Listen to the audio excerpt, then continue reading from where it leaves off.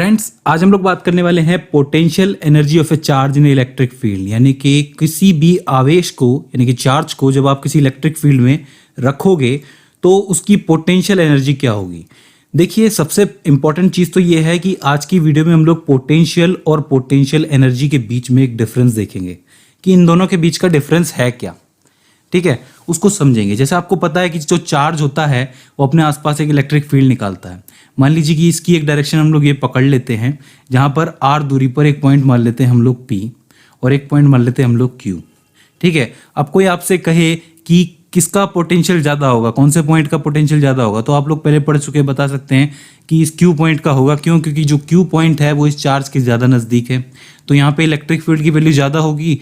Electric field की value ज़्यादा होगी तो पोटेंशियल की वैल्यू ज़्यादा होगी। राइट, तो इजीली कोई बता सकता है, जिसका फॉर्मूला हमें पता है, V = 1/4πε0 Q/r होता है।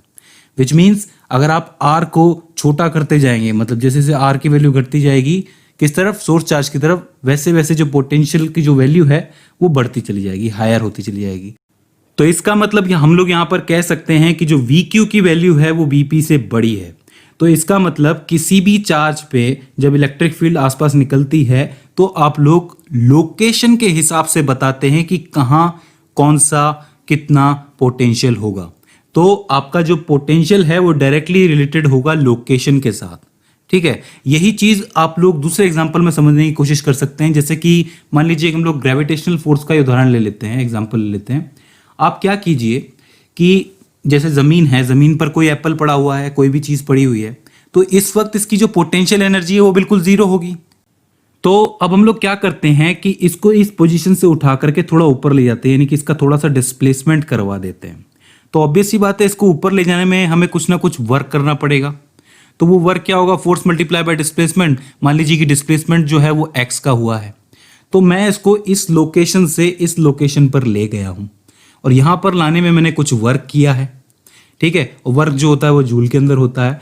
तो इस पॉइंट पर इसके अंदर कुछ पोटेंशियल है और यहाँ पर इसके अंदर एक पोटेंशियल एनर्जी जमा हो गई है और वो पोटेंशियल एनर्जी अब काम कर सकती है।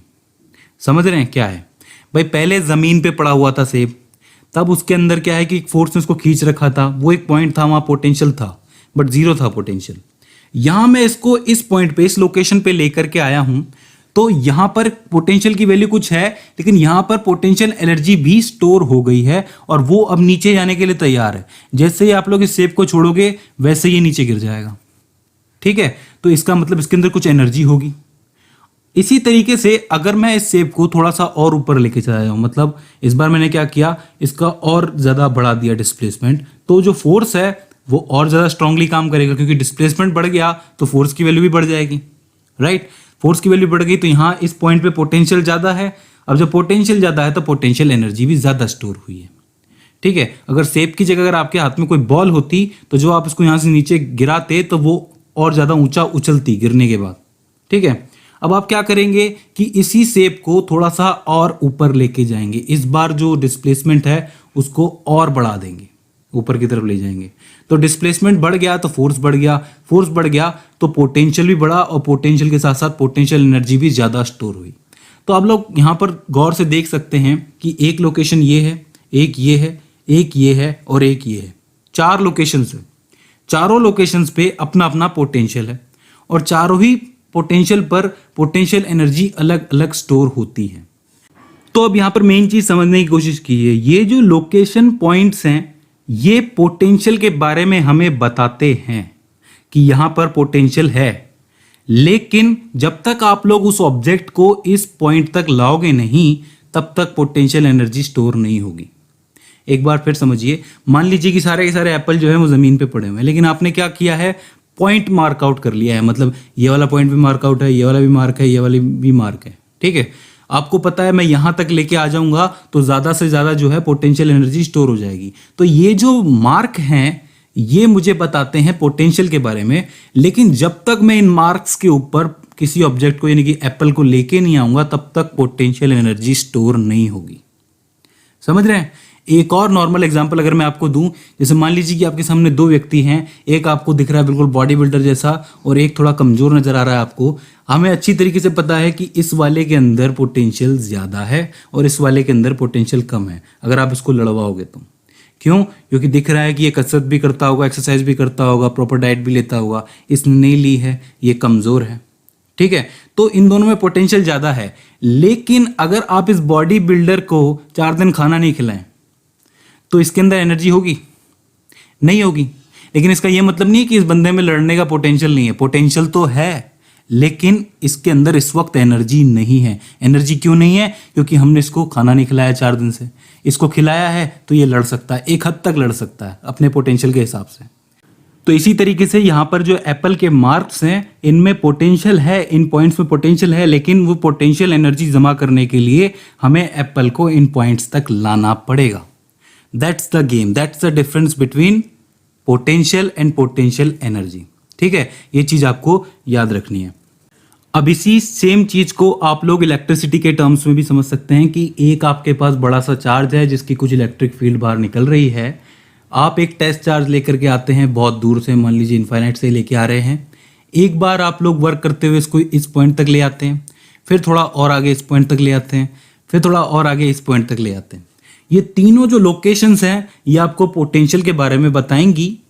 ठीक है, और ये जो चार्ज है जब जब जैसे जैसे ये पॉइंट पार करता चला जाएगा, जैसे इस पॉइंट पे आ जाएगा तो इसमें पोटेंशियल एनर्जी जमा होगी, इस पे आएगा तो और ज़्यादा होगी, इस पे आएगा तो और ज़्यादा होगी। तो इस तरीके से लोकेशंस पे जैसे जैसे वो पार करता जाएगा तब तब पोटेंशियल एनर्जी बढ़ती जाएगी। लेकिन उसका लोकेशंस पे आना ज़रूरी है एनर्जी स्टोर करने के लिए।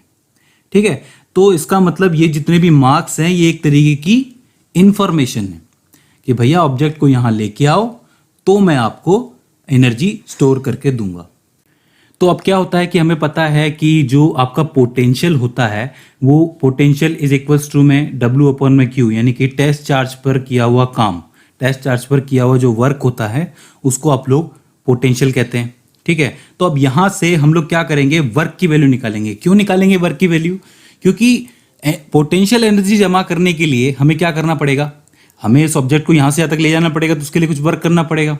ठीक है, तो वो एनर्जी जो है वो वर्क के रूप में ही तो स्टोर होगी, यानी कि W इज इक्वल्स टू में Q मल्टीप्लाई बाय V, यानी कि इस टेस्ट चार्ज को एक पोटेंशियल पॉइंट पे जब आप लोग ले जाएंगे वर्क करके तो वो होगी उसकी एनर्जी। ये जो जूल्स में होगी इसको आप लोग वर्क को पोटेंशियल एनर्जी कहेंगे। हम लोग पहले पढ़ चुके हैं 11th क्लास के अंदर, ऐसा ही होता है, जो वर्क होता है वो एनर्जी के रूप में स्टोर होता है।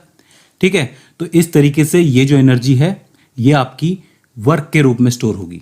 तो आप लोग डेफिनेशन के अंदर कहेंगे कि अगर किसी इलेक्ट्रिक फील्ड के अंदर कोई टेस्ट चार्ज स्मॉल q किसी पोटेंशियल पॉइंट V पर है तो उसके अंदर एक पोटेंशियल एनर्जी स्टोर्ड है जिसको कि हम लोग लिखेंगे W इज इक्वल्स टू में Q मल्टीप्लाई बाय V, जो कि जूल्स के अंदर होगी। मतलब इसका जो यूनिट होगा वो जूल्स के अंदर होगा और जो पोटेंशियल का यूनिट होता है वो वोल्ट के अंदर होता है। ठीक है, तो पोटेंशियल वोल्ट में और आपकी पोटेंशियल एनर्जी जूल के अंदर। तो ये इसकी यूनिट्स का डिफरेंस हो जाता है। ठीक है, तो ये तो बात हो जाती है एक चार्ज के बारे में। अब आगे की वीडियोस में हम लोग 2 चार्ज 3 चार्ज इनकी पोटेंशियल एनर्जी देखेंगे। ठीक है, जब मल्टीपल चार्जेस हो जाएंगे तो वहां पर पोटेंशियल एनर्जी कैसे बनेगी। ये तो एक चार्ज का सिंपल था।